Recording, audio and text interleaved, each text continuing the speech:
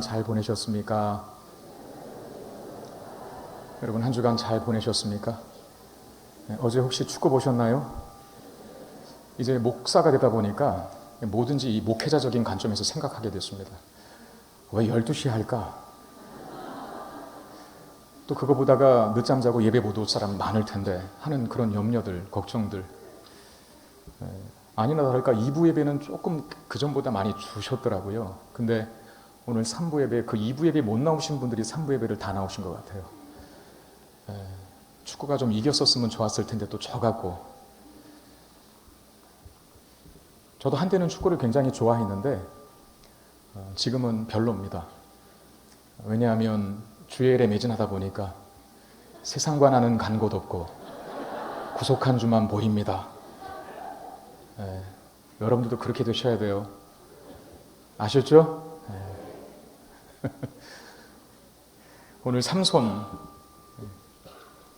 이야기가 계속되는데 이 삼손 이야기를 보면 삼손이 이 사사로서의 어떤 공적인 사역에 관심을 두고 있기보다는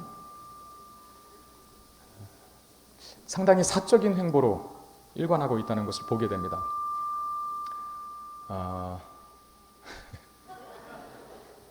기도를 많이 했는데도 그러네요.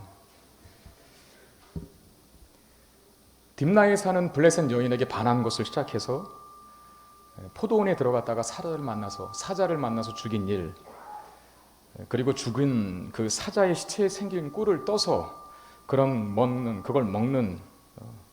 근데 이런 일들은 사사하고는 전혀 관계가 없는 일입니다. 사사를 세우실 때에는 이스라엘 백성들을 압제하고 있는, 그 통치하고 있는 이방 민족들로부터 그들을 구하라, 이스라엘을 구하라 라고 하는 목적에서 사사를 세우셨는데, 삼손을 많은 분량으로 성경에 기록하고 있음에도 불구하고 성경은 사사로서의 삼손의 어떤 공적인 사역, 하나님 맡기신 일에 대한 책임감 있는 역할이 별로 그려지지 않고 그냥 개인적인 일만 해요. 개인적인 일. 그리고 그 개인적인 일에 굉장히 열을 올립니다. 지난주에도 확인했고 이제 오늘도 확인할 텐데, 사실 오늘 본문에서는 드디어 사사 삼손이 블레셋과의 싸움을 시작하는 모습을 그립니다. 14장 9절부터 오늘 본문인 15장 전체에 걸쳐서 그 장면들이 드러나는데, 그러나 그 싸움도 역시 공적인 사역의 결과물들이라 이렇게 보기에는 참 어려움이 있습니다. 왜냐하면 사사와 삼손이 블레셋 민족들과 싸울 때에는 그 싸움의 이유가 다 사적인 감정에서 비롯된 것들이기 때문입니다. 사적인 감정. 첫 번째 싸움은 사사기 14장에 기록되어 있는데 19절부터 20절의 말씀에 보면 이렇게 되어 있습니다. 여호와의 영이 삼손에게 갑자기 임하심에 삼손이 아스글론에 내려가서 그곳 사람 30명을 쳐 죽이고 노략하여 수수께 깊은 자들에게 옷을 주고 심히 노하여 그의 아버지의 집으로 올라갔고, 삼손의 아내는 삼손의 친구였던 그의 친구에게 준 바 되었더라. 삼손이 블레셋 사람 30명을 죽였다라고 기록을 합니다. 사사로서. 그리고 사사가 당연히 해야 할 일을 응당한 것처럼 보이는데, 그러나 그 속사정, 그 내막을 알면 전혀 다른 원인이 있습니다. 삼손이 이 블레셋의 딥나 여인과 결혼하지 않습니까? 당시에는 혼인잔치를 하는데 그 혼인잔치를 7일 동안 하게 됩니다. 그리고 이웃에 사는 사람들을 많이 초대하죠. 블레셋 여인과의 결혼이니까, 또 신부의 집에서 진행된 잔치이다 보니까 이 30명의 블레셋 청년들이 그 잔치에 참여하였어요. 근데 이 사사 삼손이 그 잔치의 흥을 돋구기 위하여서 그 30명의 블레셋 청년들에게 퀴즈를 하나 냅니다. 오늘 본문에는 수수께끼라 이렇게 되어 있는데, 어떤 퀴즈를 내냐면 사사기 14장 14절에 먹는 자에게서 먹는 것이 나오고 강한 자에게서 단 것이 나왔다. 이게 뭐냐라고 묻는 겁니다. 여러분, 이게 뭘까요? 여러분 아시겠어요? 먹는 자에게서 먹는 것이 나오고 강한 자에게서 단 것이 나왔다. 사실 우리는 알아야 됩니다. 이 정답을. 왜? 지난 주간에 봤으니까요. 지난 주일에 말씀을 통해서 우리 본문을 보았고 또 설교 말씀을 통해서 그 의미를 배웠었습니다. 사사 삼손이 블레셋의 딥나 여인을 만나러 갔을 때 어디를 들립니까? 포도원을 들렸어요. 포도원에 들려서 갑자기 나타난 사자를 그가 손으로 찢어 죽입니다. 그리고 며칠 후에 다시 그 사자의 시체가 있는 곳을 찾아가는데 그 죽은 사자 몸속에 뭐가 들어져 있었습니까? 꿀. 다시 한번 삼손의 질문을, 이 삼손이 블레셋 청년들에게 내는 퀴즈를 한번 보겠습니다.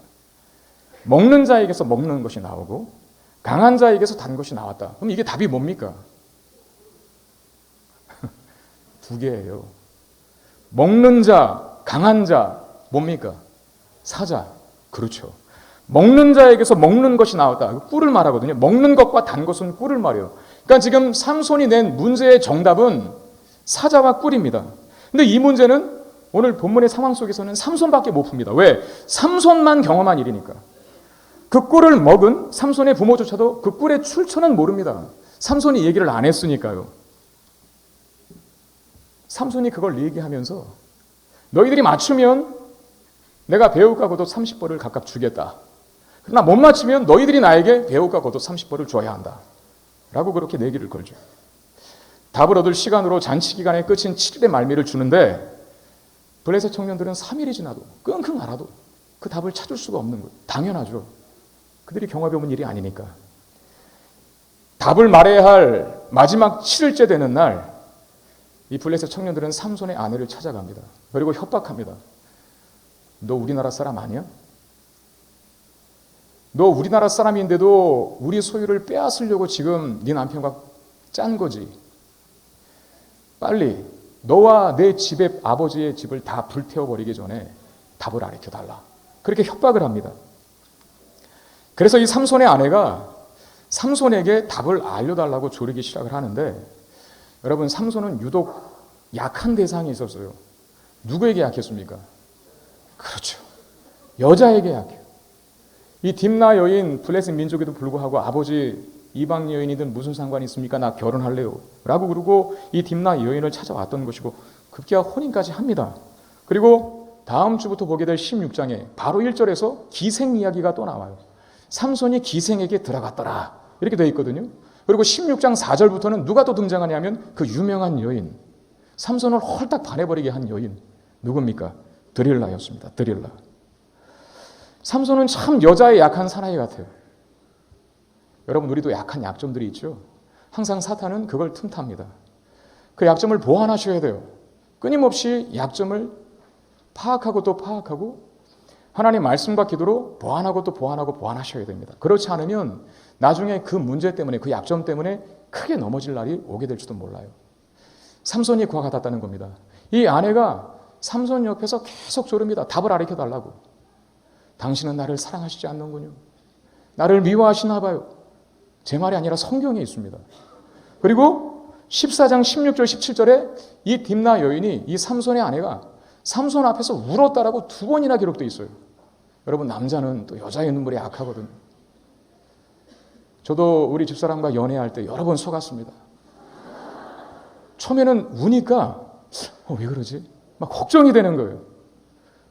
나중에 시간이 지나 보니 별로 그렇게 대수롭지 않은 일에 눈물을 보이더라고요. 그 다음부터는 알았죠. 그냥 앞에서는 같이 공감해 주는 척, 같이 위로해 주는 척, 같이 마음 아파주는 척 하고 있다가 시간이 지나면 다 해결이 되겠지. 그 울음에, 그 눈물에 어느 순간부터는 크게 반응을 하지 않습니다. 여러분, 여자의 눈물은 때로 악어의 눈물일 수 있다는 걸 기억하시길 바랍니다. 속지 말라는 거예요. 이 딥나 여인이 계속 울어요, 삼손 앞에. 삼손이 그러죠. 야, 우리 부모도 모른다. 내가 우리 부모에게도 안 가르쳐준 일을 너에게 가르쳐주겠냐? 막 우는 거예요. 또 헝헝 울면서 당신이 날 사랑하시지 않는군요. 날 미워하시나 봐요. 또 그러는 거예요. 그러니까 이 여인의 약한 삼손이 결국은 이 아내 딥나 여인에게 답을 가르쳐줍니다. 결국 삼손의 아내가 삼손으로부터 이 수수께끼 퀴즈의 답을 알아내고요. 그 답을 어디로 갖고 갑니까? 그 30명의 블레셋 청년들에게 가르쳐줍니다. 7일째 되는 날, 해가 지기 전 블레셋 청년들은 그 답을 삼손에게 제시합니다. 14장 18절, 7째 날 해지기 전에 성읍 사람들이 삼손에게 이르되 무엇이 꿀보다 달겠으며 무엇이 사자보다 강하겠냐 한지라. 답이 나왔어요, 안 나왔어요? 예, 나왔어요. 정확히 맞췄어요. 꿀 그리고 사자라고 하는 답을 냅니다. 삼손은 단번에 알았어요. 이게 니들이 연구하여 알아낸 것이 아니라 내 아내를 또 밭갈았구나, 이렇게 말합니다. 그렇게 판단할 수밖에 없는 이유가 그 답은 삼손과 그 아내밖에 모르거든요. 근데 이 청년들이, 블레셋 청년들이 그 답을 알아냈다라고 하는 사실은 분명히 삼손이 가르쳐주지 않았으니까 분명히 그 아내가 그 얘기를 했다는 걸 알았어요. 그러면서 이들이 또 내 아내를 협박했구나 라는 것을 금방 간파해버립니다. 사사기 14장 18절 하반절에 보니까 너희가 내 암송아지로, 그 암송아지는 아내를 말하는 겁니다. 너희가 내 암송아지로 밭 깔지 아니하였더라면 내 수수께끼를, 내 퀴즈를 능히 풀지 못하였으리라. 니들이 내 아내 협박했지. 그래서 답을 얻어내는 거야 라고 삼손은 단정합니다. 삼손이 열받았습니다. 승질을 냅니다. 그러면서 어쨌든 약속은 약속이니까 블레셋 성읍 중 하나인 아스글론으로 가게 되는데, 여러분 블레셋은 이 5개의 성읍들로 이루어진 군주 국가입니다. 그 중에 하나가 아스글론이라고 하는 도시 성읍이 있는데 굉장히 큰 성읍인데, 그 아스글론으로 내려가서 블레셋 사람 30명을 죽이고 그들에게 빼앗은 옷, 겉옷과 베옷을 빼앗아서 그 답을 맞춘 청년들에게 줘요. 이게 바로 삼손이 블레셋과 벌인 첫 번째 싸움입니다. 여러분 여기에 사사로서 이스라엘을 구원하고자 하는, 이스라엘을 압제하는 블레셋으로부터 이스라엘 백성들을 구원하고자 하는 그 사사로서의 명분을 가지고 싸운 싸움이 있습니까? 아니죠. 개인적인 원한, 개인적인 갈등, 개인적인 분노로 인한 싸움이었다는 겁니다. 두 번째 싸움도 첫 번째 싸움과 같은 성격을 갖고 있는데, 이 사건 이후에 삼손은 아버지 집으로 그냥 가버려요. 그 아내와 같이 살지 아니하고 아버지 마노아의 집으로 올라갑니다. 당연히 기분이 나빴겠죠. 왜? 믿었던 아내가 뒤통수를 쳤으니까. 등에 칼을 꽂았으니까요. 그래도 네가 블레셋 여인이긴 하지만 내 아내이지 않니? 내 편을 들어줬어야 되는데 어떻게 내가 가르쳐준 답을 블레셋 청년들에게 가르쳐줄 수 있나? 아내가 자신을 배반하고 그 답을 블레셋 청년들에게 가르쳐 주었으니 당연히 삼손은 화가 났을 겁니다. 그래서 아버지 집으로 가버린 겁니다. 그런 후에 며칠이 지나자 이제 추수기, 수확 시기가 될 시점에 삼손은 다시 그 아내를 찾으러 갑니다. 그런데 이게 웬일입니까? 그 장인이 삼손의 아내를 그 블레셋 청년 중에 한 사람에게 줘버렸어요. 여러분 삼손은 한성질 하거든요. 그래 또 열받은 삼손이 어떻게 잡았는지는 성경이 기록하고 있지 않지만 여우 300마리를 잡아버립니다. 그리고 그 여우 300마리를 잡아서 여우의 꼬리를 이어버려요. 그리고 그 꼬리 사이에다가 횃불을 꽂았습니다. 그러니까 300마리의 여우, 이 2마리가 하나로 묶였는데 거기다가 하나씩 횃불을 꽂으면 횃불이 몇 개가 필요할까요? 뭐 여러분들도 수학이 안 되고 저도 수학이 안 되니까 150개의 횃불이 필요합니다. 그 150개의 횃불이 이 두 여우 300마리의 여우 사이에 꽂혀 있고, 그걸 추수기라 그랬어요. 수확기에 논밭이 퍼렇게가 아니죠. 누렇게 익어 있는 그 논밭 사이로 그 불붙은 여우들을 보냅니다. 그랬더니 이제 추수할 시점만 남은 그 작물들이 어떻게 되겠습니까? 다 불태워지게 된 것이죠. 블레셋 사람들의 한 해 농사를 삼손이 다 망가뜨려 놓은 것입니다. 블레셋 사람들의 입장에서 이건 삼손의 만행이죠. 어떻게 저런 짓을 저지를 수 있을까? 블레셋 사람들도 화가 납니다. 그래서 삼손의 아내와 삼손의 장인을 잡아서 불태워 죽입니다. 삼손은 그 일에 또다시 분노하고 그 분노가 블레셋 사람들에 대한 삼손의 무자비한 사륙으로 이어지게 되는데, 15장 7절 8절 말씀 보면 삼손이 그들에게 이르되 너희가 이같이 행하였은즉 내가 너희에게 원수를 갖고야 말리라 하고 블레셋 사람들의 정광이와 넓적다리를 크게 쳐서 죽이고 내려가서 에담 바위 틈에 머물렀더라 라고 말합니다. 여기 블레셋 사람들의 정강이와 넓적다리를 크게 쳐서 죽였다라고 하는 말은 상대방을 철저하게 아주 괴멸시켰다, 다시 일어나지 못하도록 꽉꽉 짓눌러 버렸다라고 하는 무자비한 사륙의 관용적인 표현입니다. 우리식으로 말하면 죽었는데 확인 사살 또 한 겁니다. 그렇게 무자비하게 사륙을 저지르는 삼손이 얼마나 큰 분노를 가지고 있었는가라고 하는 것을 확인하게 되죠. 근데 여러분 이 두 번째 싸움도 역시 삼손이 사사로서의 사명과는 무관하게 싸운 싸움이었다는 거예요. 7절에 보면 뭐라고 되어 있습니까? 15장 7절에 내가 너희에게 원수를 갚고야 말리라 이렇게 되어 있거든요. 여기 원수를 갚고야 말리라라고 하는 표현에서 보듯이 개인적인 원한에 근거한 싸움입니다. 삼손은 여전히 개인적인 행보, 사적인 일에만 몰두해 있다는 사실을 보여줘요.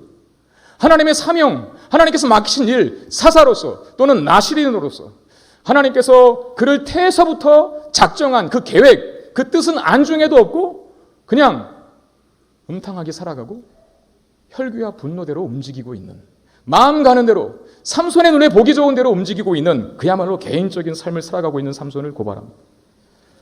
그리고 세 번째 싸움이 이어지는데 블레셋 사람들을 무차별적으로 사륙한 삼손은 이제 그들의 보복을 피하기 위해서 도망칩니다. 당연히 그렇겠죠.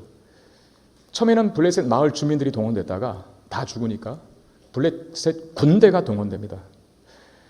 그 블레셋 군대의 보복을 피하기 위해서 유다 지파 경내에 있는 에담 골짜기에 삼손이 피신을 하게 되는데요. 삼손을 잡으러 온 블레셋 사람들은 이 유다 지파의 경내에 있는 레히라는 곳에 진을 칩니다. 유다 사람들이 묻는 거예요. 자기 지파 땅에 이 블레셋 군대가 딱 들어와서 진을 치고 있으니까, 야, 우리가 무슨 잘못을 저질렀습니까? 우리가 무슨 잘못을 저질렀길래 우리를 공격하려 하십니까? 라고 물어요. 블레셋 사람들이 삼손 때문이라 이렇게 답합니다. 삼손을 잡아서 그가 우리에게 행한 대로 그대로 갚아주려고 한다 라고 그렇게 말합니다. 아마 성경에 기록되어 있지는 않지만 유다 지파를 이 블레셋 군대가 협박했던 것처럼 보여요. 너희들 당하지 않으려면, 너희들 죽지 않으려면 빨리 삼손 잡아내와.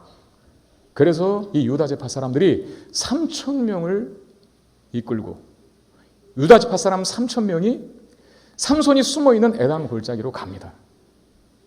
여러분, 유다 지파는 제가 지난주에도 설명해 드렸던 것처럼 갈렙이 소속된 지파입니다. 그리고 첫 번째 사사인 온니엘이 아주 훌륭하게 잘 사사 역할을 감당했던 그 온니엘을 배출해내는 지파. 사사기 1장에서 남은 가나안 땅 정복 전쟁을 이끌어 갈 때 제일 먼저 선봉에 섰던, 제일 먼저 지명된 가나안 남은 거민들과 전쟁하라 라고 하나님께서 지명하셨고 그 말씀에 순종하여 전쟁터로 자진하게 나아갔던 그 지파가 유다 지파입니다. 근데 그런 용맹함은 다 없어지고 3,000명을 두고 블레셋 군대와 싸우지 아니하고 누가 지금 싸우려고 합니까? 그들의 지도자인 사사 한 사람 삼손을 공격하려 한다는 것이죠. 그들이 삼손을 찾아갑니다. 그리고 삼손을 설득합니다. 삼손아, 지금 우리는 블레셋 사람의 지배를 받고 있는데 이러면 되겠느냐? 더 큰 문제 일으키지 말고, 이러다가 저 사람들이 너만 잡는 게 아니라 이 나라를 다 공격할 수 있다. 그러니까 순순히 나와서 저들의 요구를 따라줘라. 그래도 삼손은 어떤 개인적인 양심은 있었던 것 같아요. 동족하고는 싸우지 않거든요. 유다 지파 사람하고는 전쟁을 하지 않습니다. 뭐라고 이야기하냐면, 그래, 그러면 나 때문에 너희들이 피해보는 거 원치 않으니까 한 가지 약속만 해줘라. 너희들이 날 치지 않겠다고. 그러니까 유다 지파 군대가 삼손을 치지 않겠다고, 공격하지 말아달라고 부탁을 하고 내가 그럼 글로 가겠다라고 그렇게 약속을 받아냅니다. 유다 지파가 그렇게 하겠다 하죠. 우리는 다만 결박만 하겠다. 결박만 해서 너를 블레셋 진영에 옮겨주는 그 일만 할 테니까 나와라. 삼손이 그들의 요구를 순순히 응합니다. 그리고 삼손이 블레셋 사람들에게 체포가 되어서 블레셋 진영으로 끌려가게 되었을 때 이 블레셋 사람들이 원수 같은 그 삼손을 죽이기 위해서 달려들기 시작합니다. 근데 바로 그 순간에 삼손에게 여호와의 영이 임하십니다. 15장 14절 15절 말씀 보면 삼손이 레이의 이름에 블레셋 사람들이 그에게로 마주 나가며 소리 지를 때 여호와의 영이 삼손에게 갑자기 임하매 그의 팔 위에 밧줄이 불탄 삼과 같이 그의 결박된 손에서 떨어진지라. 삼손이 나귀의 색택뼈를 보고 손을 내밀어 집어들고 그곳으로 1,000명을 죽였다. 삼손이 죽을 위기에 처했을 때 여호와의 영이 갑자기 그에게 임합니다. 그 결과 삼손을 결박하였던 끈이 불에 타는 지푸라기처럼 풀어지게 되었고 삼손은 나귀의 턱뼈 하나로 1,000명의 블레셋 군대를 죽이는 기염을 토합니다. 괴력을 발휘했죠. 이것이 바로 삼손이 블레셋과 벌인 세 번째 전투입니다. 근데 여러분, 이 세 번째 전투, 이 세 번째 싸움에서도 삼손이 사사로서의 명분을 가지고 블레셋과 싸웠다라고 하는 기록은 없습니다.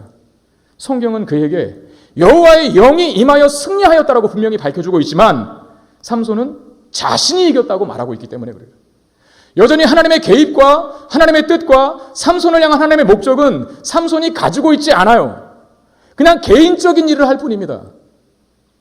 사적인 행보로 일관하고 있는 사사 삼손의 모습을 보게 되죠. 15장 15절 16절 말씀 보시길 바랍니다. 삼손이 나귀의 색뼈를 보고 손을 내밀어 집어들고 그것으로 1,000명을 죽이고 이르되 나귀의 턱뼈로 한 도미 두 도미를 쌓았으며 나귀의 턱뼈로 내가 1,000명을 죽였도다 하니라. 누가 1,000명을 죽였다 해요? 내가. 여러분, 성경이 이런 표현들을 잘 보셔야 됩니다. 사실 삼손이 죽인 게 아니거든요. 내가 1000명을 죽였도다가 아니라 여호와의 영이 내게 임하사 여호와께서 나를 통하여 승리케 하셨도다. 이렇게 말해야 맞는 거예요. 근데 내가 1000명을 죽였도다 라고 이렇게 말해요. 여러분, 삼손이 아무리 괴력의 사나이라 할지라도 힘이 센 천하장사라 하더라도 1000명이 덤비는데 무슨 수로 그 1000명을 이길 수 있겠습니까? 아마 블레셋 군대는 1000명 이상이었을 거예요. 죽인 자만 1000명이라 그렇게 기록하고 있는 것이죠. 여러분, 상대는 지금 삼손을 잡으러 왔고 삼손을 공격하고 있는 사람들은 블레셋 족속들입니다. 싸움을 잘하는 족속들로 당시에 정평이 나 있는 족속들이라는 거예요. 당시 거인들의 명칭으로 불리어진 아낙 자손들이 살았던 민족, 그리고 후대에 나올 인물이지만 이스라엘 백성들을 그렇게 괴롭혔던 누굽니까? 3m에 육박하는 키를 자랑한 골리앗을 배출했던 민족. 그러니까 만만치 않은 상대라는 거예요. 오합지졸이 아닙니다. 탄탄한 군대고 실력이 있는 장수들이 모인 곳, 그게 블레셋인데 그 블레셋 사람들, 그 블레셋 군대를 삼손 혼자서, 그것도 나귀 턱뼈를 하나로 1000명을 이기는 일을 벌입니다. 여러분, 턱뼈가 강력한 무기라는 뜻입니까 이게? 나귀 턱뼈가 잘만 사용하면 아주 살인 무기가 될 수 있다. 그야말로 큰 전공을 올리는 능력 있는 무기가 될 수 있다는 것을 말하기 위해서 삼손이 잡은 나귀 턱뼈가 등장하는 것일까요? 아닙니다. 여러분, 이미 우리 사사기 지금 15장에 이르렀는데 사사기 초반에, 즉 3장에 블레셋 군대를 이긴 사사가 등장했었어요. 누군지 아십니까? 삼갈입니다. 삼갈이 블레셋 사람 600명을 죽였다라고 기록이 되어 있는데 그 사사 삼갈은 단 한 구절이었어요. 그 사사로서의 행적을 묘사한 내용이. 그럼에도 불구하고 굉장히 인상적이었던 게 그 사사 삼갈이 블레셋 군대 600명을 죽일 때 사용한 무기가 뭐였습니까? 소모는 막대기. 여러분, 소모는 막대기가 잘 사용하면 특급 무기가 될 수 있다는 것을 가르쳐주기 위해서 거기에 기록된 것입니까? 아니죠. 당시에 블레셋 사람들은 이 전쟁 무기에 굉장히 능통한 사람들이었습니다. 전쟁 무기사 그것만 치자면 굉장히 발달된 무기 역사를 가지고 있는 사람들이 블레셋 족속인데 당시에 철제 무기를 사용한 사람들이었습니다. 그 철제 무기를 사용하는 블레셋 앞에 다른 민족들은 그야말로 청동기 무기를 구비했는데 이스라엘은 그 청동기 무기조차도 구비하지 못한, 그래서 싸움하러 간다면 그냥 막대기 들고 나무 하나 들고 그러고 가는 거예요. 아마도 삼갈이 블레셋 사람 600명을 죽일 때 사용했던 그 소모는 막대기는 그의 무기가 얼마나 보잘것없었는가. 블레셋 군대와 대면하여 블레셋 군대를 대항하여 싸울 수 있는, 승리할 수 있는 무기가 아닌 것을 가르쳐주고 있는 단서였을 수 있죠. 오늘 사사 삼손도 마찬가지입니다. 그가 아무리 괴력의 사나이라 할지라도 싸움을 잘하는 블레셋 군대 1000명이 달려드는데 못 이긴다는 겁니다. 나귀 턱뼈 하나로, 그 연약한 무기 하나로 1000명을 죽였다. 만약에 그 일이 가능했다면 누가 한 것입니까? 하나님이 한 것이죠. 무기 같지 않은 무기로 1000명의 블레셋 군대를 물리쳤다면 그건 분명 하나님께서 이기게 하신 것입니다. 그러나 삼손은 내가 1000명을 죽였다. 그렇게 노래합니다. 그리고 자기를 높입니다. 자기를 위하여 기념비를 세웁니다. 내가. 여러분, 지금 이것이 삼손의 가장 큰 문제예요. 여러분, 이게 우리 신앙의 문제일 수도 있거든요.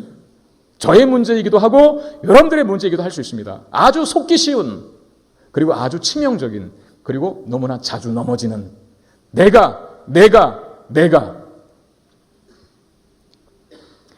하나님이 그의 삶에 끊임없이 개입하고 있었거든요.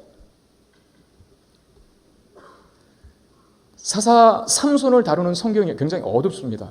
그리고 칙칙합니다. 왜 이런 기록이 여기에 있을까? 어떤 설교자는 원문대로 해석하고 정말 이 본문들을 제대로 해석해내면 차마 입에 담지 못할 말들도 있기 때문에 이 사사 삼손, 그렇게 많은 본문을 그냥 단 한 번에 설교하고 끝내는 설교자도 있어요.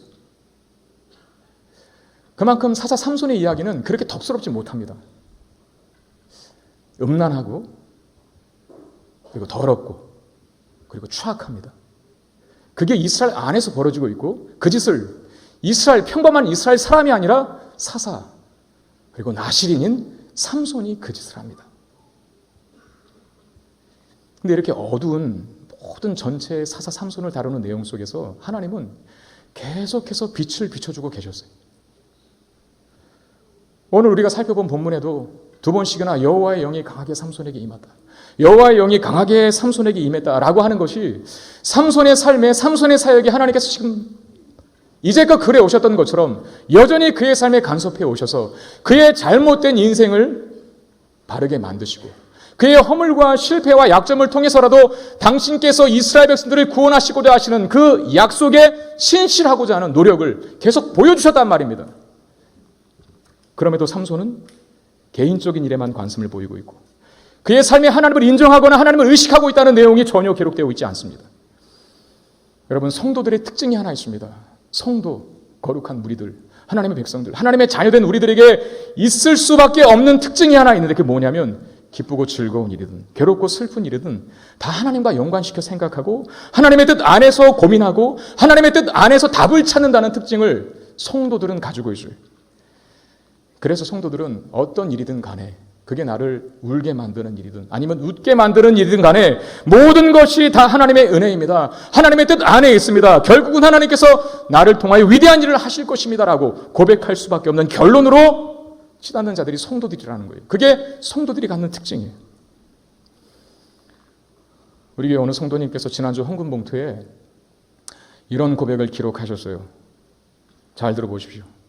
매일 공급하시는 것으로 세상적으로는 불경기임을 잊게 하심을 감사드립니다. 하루하루가 기적이고 은혜의 증거임을 고백드립니다. 그 헌금 봉투에 자신의 개인적인 바람과 소원을 담지 아니하고 감사의 고백을 기록해 넣으셨어요. 매일 공급하시는 것이 세상적으로는 불경기임을 잊게 하심을 감사합니다. 이게 무슨 말입니까? 지금 불경기라는 거예요. 이분이 사업을 하시는 분인지 뭘 하시는 분인지는 잘 모르겠지만 지금 다 아우성들입니다. 죽겠다고.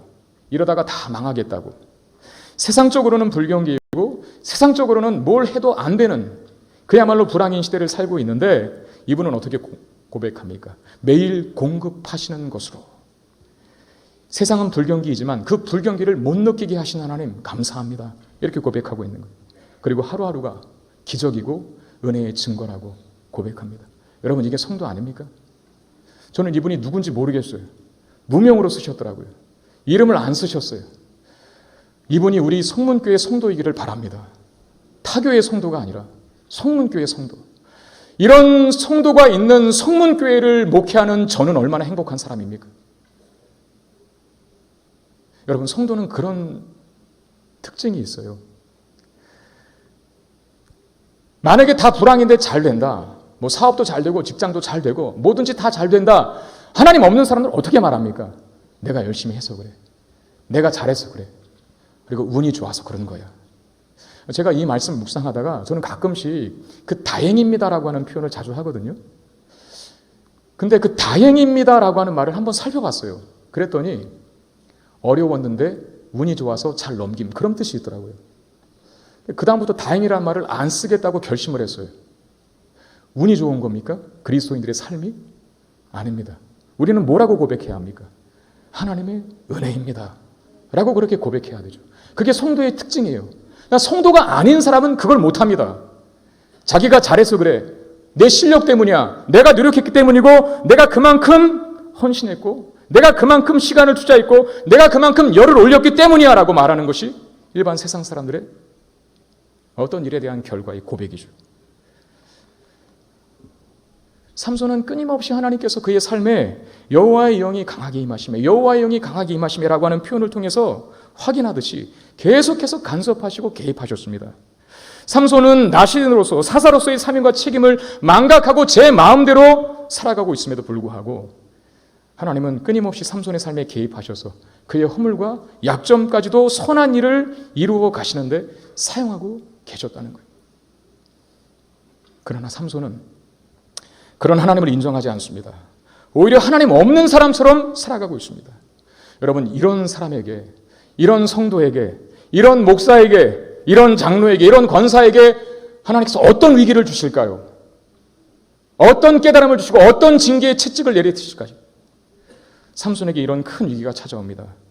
사사기 15장 18절 말씀 보면 삼손이 심히 목이 말라 여호와께 부르짖어 이르되 주께서 종의 손을 통하여 이 큰 구원을 베푸셨사오나 내가 이제 목말라 죽어서 할례받지 못한 자들의 손에 떨어지겠나이다.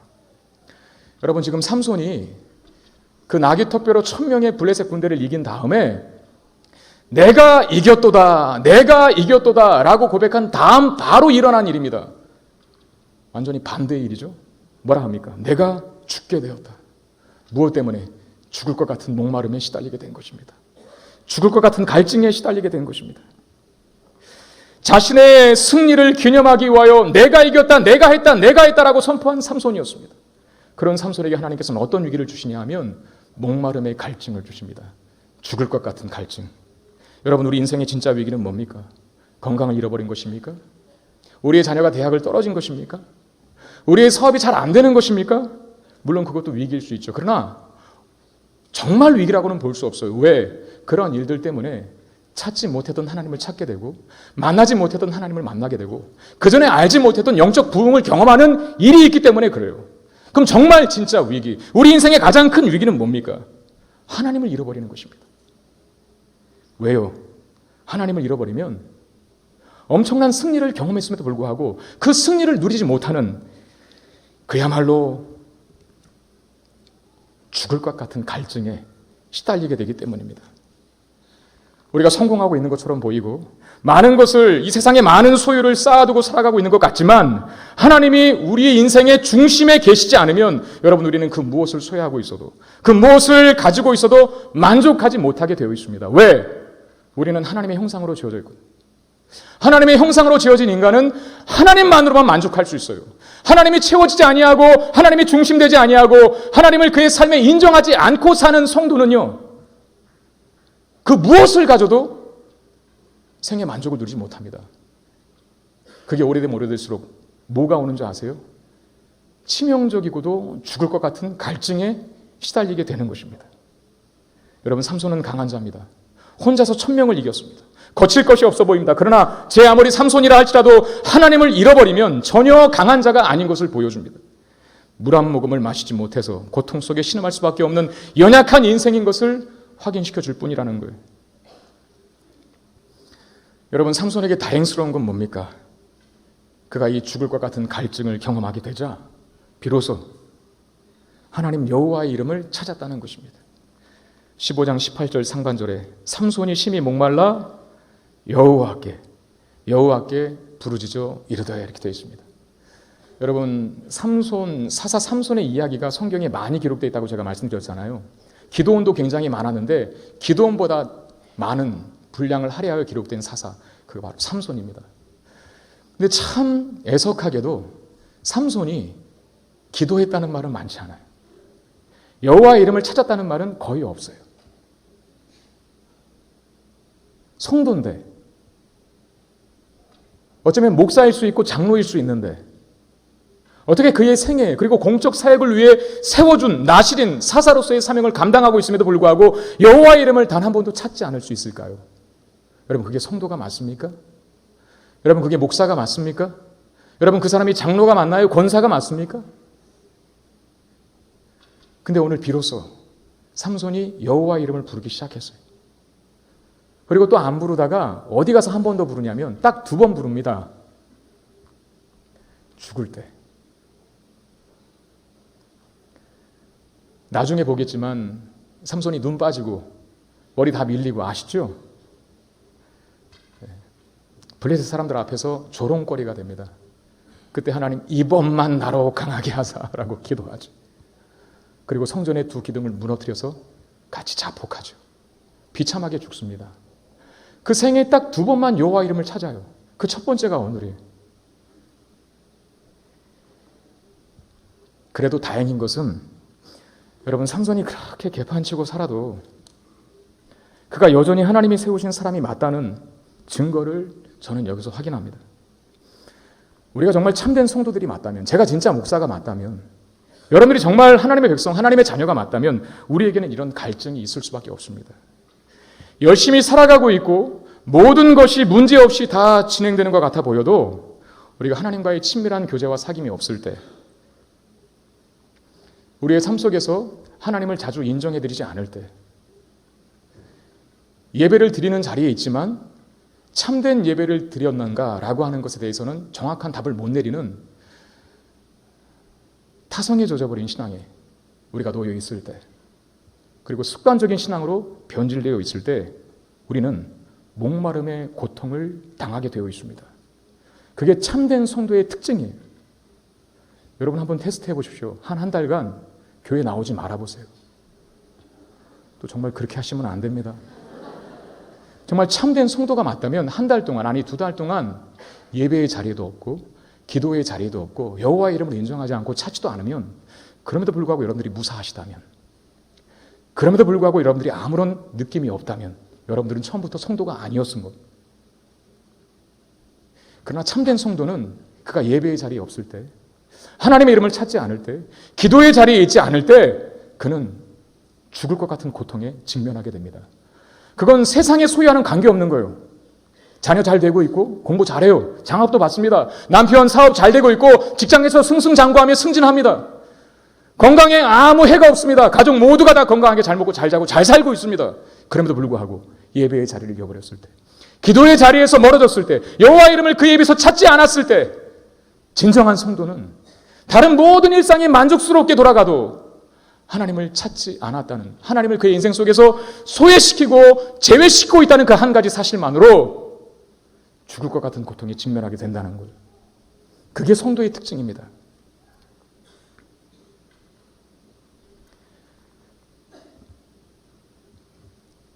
어느 분이 사업 때문에 그 신앙을 잃어버린 자식을 두고 기도하는 분이 계셔요. 정말 잘 예수 섬겼던 자녀였는데 사업을 시작했는데 그 사업이 잘 되다 보니까 신앙은 다 잃어버리고 하나님 다 잃어버리고 그 사업에 매진하기 시작한 겁니다. 한 번씩 2번씩 빠지던 주일 예배를 나중에는 거의 지키지 않는 상태까지 직면하게 되었습니다. 결국 그 사업이 망하게 되었을 때 믿음의 부모는 어떤 마음을 갖겠습니까? 여러분들 같으면 어떻게 하실래요? 자식이 사업 안 된 것 때문에 한탄하고 그리고 불평하고 하나님 앞에 왜 내 자식 이렇게밖에 안 대우 주십니까?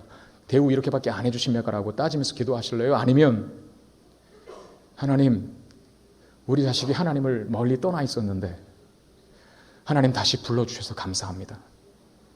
이 기회를 통해서, 이 사건을 통해서 내 자녀가 하나님의 음성 듣게 하시고 하나님 부르시는 그 부름의 자리로 돌아올 수 있도록 하십시오. 이렇게 기도하실래요? 감사하게 이 부모님들은 그렇게 기도하고 계시답니다. 하나님께 돌아오게 되는 기회가 되었노라고 생각하니까 오히려 기쁘답니다. 여러분, 이게 진짜 성도죠. 그렇게 말하는 사람이 참된 성도가 맞습니다. 이렇게 반응해야 우리가 참된 성도가 맞다는 증거입니다. 극심한 목마름을 경험한 삼손은 그때야 비로소 자신이 소외시켰던 하나님을 찾게 됩니다. 하나님을 소외시키니까 극심한 목마름에 시달리게 된 거예요. 그리고 이렇게 고백합니다. 18절에 주께서 종의 손을 통하여 이 큰 구원을 베푸셨사오나. 여러분, 이게 어떤 것과 대조됩니까? 16절에는 뭐라 그랬어요? 내가 1000명을 죽였다. 내가 했다라고 이야기했던 삼손이었는데 그에게 하나님께서 극심한 죽을 것 같은 목마름을 허락하시사 그는 다시 하나님을 찾기 시작했어요. 주께서 종의 손을 통하여 이 큰 구원을 베푸셨다. 내가 한 게 아니라 나를 통하여 하나님께서 일하셨다. 라고 그렇게 정당하게 진실하게 반응하고 대답하는 인생으로 바뀌게 됩니다. 비로소 삼손은 깨달았던 거예요. 하나님 없이는 내가 아무리 강력한 힘을 갖고 있고 인생에서 승리하고 성공하고 있어도 하나님을 인정하지 않으면, 하나님과 함께 하자면 나는 너무나 무력한 존재일 뿐이라. 그걸 깨닫게 되었던 것이죠. 이렇게 다시 하나님을 찾아간 삼손에게 어떤 결과가 주어집니까? 여호와의 이름을 다시 부르기 시작한 삼손에게 어떤 결과가 주어집니까? 15장 19절 말씀 보시면 하나님이 레이에서 한 우묵한 곳을 터뜨리시니 거기서 물이 솟아나오는지라. 삼손이 그것을 마시고 정신이 회복되어 소생하니 그러므로 그 샘 이름을 엔하골이라 불렀으니 그 샘이 오늘까지 레히에 있더라. 여호와의 이름을 부르기 시작한 삼손에게 하나님께서 물을 터뜨려 주십니다. 샘물을 허락하십니다. 그리고 그 물을 삼손이 마시고 정신이 회복되어 소생되었다라고 말합니다. 여기 소생하였다라고 하는 말은 다시 살아났다는 의미입니다. 하나님을 제외시키고 하나님을 소외시키는 인생, 그가 많은 것들을 하고 있고 많은 업적을 올리고 있고 많은 성과를 나누고 있는 것 같아도, 누리고 있는 것 같아도 하나님 없이 살아가는 인생은 죽은 것과 방불한 인생이라는 거예요. 그런데 여호와의 이름을 다시 찾고 그 하나님의 이름을 인정하자 하나님께서 샘물을 터뜨려 주시고 그 샘물을 마시자 삼손이 소생하게 되었습니다. 드디어 살아나게 되었다는 뜻입니다. 여러분 기억하십시오. 삼손이 많은 바쁜 인생을 살고 있지만 그는 하나님의 목적과 하나님의 사역과는 상관없는 개인적인 삶에 바빴습니다. 여러분도 바쁘게 사십니까? 일주일이 너무나 빨리 지나갑니까? 무엇 때문에 이렇게 바쁘신가요? 무엇 때문에 무엇을 목적하여 어디로 달려가시는 건가요? 속도보다 중요한 건 방향입니다. 내가 지금 어디로 가고 있는지, 내가 무엇을 위해 사는지, 내가 지금 누구와 동행하고 있는지를 여러분들이 잊고 산다면 여러분들은 극심한 목마름, 죽을 것 같은 갈증에 시달리게 될 것입니다. 그 무엇을 소유해도 해결되지 않은 문제 때문에 고통하고 괴로워하게 될 것입니다. 그러나 오늘 삼손처럼 여호와의 이름을 부르는 자리로 여러분들이 돌아와 하나님의 이름을 인정하고 하나님을 나의 삶의 주인공으로 모시며 하나님이 내 삶의 앞선 자가 되어야 합니다라고 인정하기 시작했을 때 하나님은 샘물을 터뜨려 주실 것입니다. 은혜의 샘물을 말입니다. 그래서 허덕이고 시달렸던 우리의 영혼의 갈증을 다 해갈시키는 복을 허락해 주실 것입니다. 기억하십시오. 하나님을 잊고 사는 인생은 그 인생에 기진맥진할 수밖에 없습니다. 하나님을 소외시키는 삶에 고단함만 있음을 기억하십시오. 삼손을 보십시오. 나귀 턱뼈로 1,000명을 죽일 수는 있었어도 영적인 갈증, 그것으로 인한 죽음의 고통은 막을 수가 없었습니다. 그러나 하나님을 찾은 인생, 진정한 신앙 고백서 사는 인생, 하나님을 인정하고 추구하는 인생은 날마다 되살아나는, 소생하는 생명력을 얻게 된다는 사실 믿으시기를 바랍니다. 오늘 본문의 끝에 엔하꼬레라고 하는 히브리어 단어가 나옵니다. 무슨 뜻입니까? 부르짖는 자의 샘물이라는 뜻입니다. 여러분, 부르짖는 자가 되십시오. 내가 부르짖는 자가 된다는 것은 하나님, 내 인생에 하나님이 주인공이십니다. 하나님 없이는 내가 모든 걸 다 갖고 있어도 아무것도 아닌 인생입니다. 하나님 나와 함께 하셔야 내가 승리할 수 있고 하나님 함께 하셔야 내 인생이 복될 수 있습니다. 하나님이 내 인생의 주인이며 생명입니다. 라는 걸 인정하는 자가 부르짖는 자이라는 거예요. 그런 자에게 뭘 허락하신다고요? 샘물을 허락하신 샘물. 여러분, 샘물을 소유한 자는 인생의 삼약과 광야 속에 있어도 결코 망하지 않고 죽지 않습니다. 하나님께서 하나님을 찾는 자, 하나님을 구하는 자를 절대로 외면하시 않으십니다. 부르짖는 자에게 샘물을 허락하시사 그가 무엇을 하든 어디에 있든 다 이기고 능히 넘으며 능히 극복할 능력을 부어주시게 될 것입니다. 샘물을 허락하시는 자에게 허락한 그 은혜, 그리고 성령의 충만함을 부어주십니다. 다시 이 땅을 살아갈 능력을 주신다는 것 기억하십시오. 이 진리를 믿어서 평생에 마르지 않는 은혜의 샘물을 두고 사는 저와 여러분 되시기를 바랍니다. 엔하꼬레가 삼손의 고백이 아니라 우리의 고백일 수 있게 되기를 주님의 이름으로 축원드립니다. 기도하겠습니다. 하나님, 늘 하나님을 앞세우고 살아가는 우리가 되게 하여 주옵소서. 내가 주어인 인생이 아니라 여호와께서가 주어인 인생이 되게 하여 주옵소서. 하나님 없이는 아무것도 할 수 없음을 고백합니다. 우리가 살아가는 이유, 목적, 누구와 함께하고 있으며 무엇을 위해 살아가는지를 시간 말씀을 통해서 다시 한번 깨닫고 점검하여 우리의 생에 주님이 목적이 되게 하시고 주님과 동행하는 것으로 기쁨을 누릴 수 있는 우리 모두가 되게 하여 주옵소서. 날마다 부르짖는 자로 살기를 원합니다. 부르짖는 자에게 허락하실 그 샘물의 은혜를 누리며 살기를 원합니다. 하나님 우리에게 은혜를 주시고 성령의 기름을 부어주시고 그리하여 이 땅을 늘 승리하며 살아갈 수 있는 우리 모든 성문에 속한 성도들이 되게 해 주시옵소서. 우리 주 예수 그리스도의 이름으로 간절히 기도드리옵나이다. 아멘.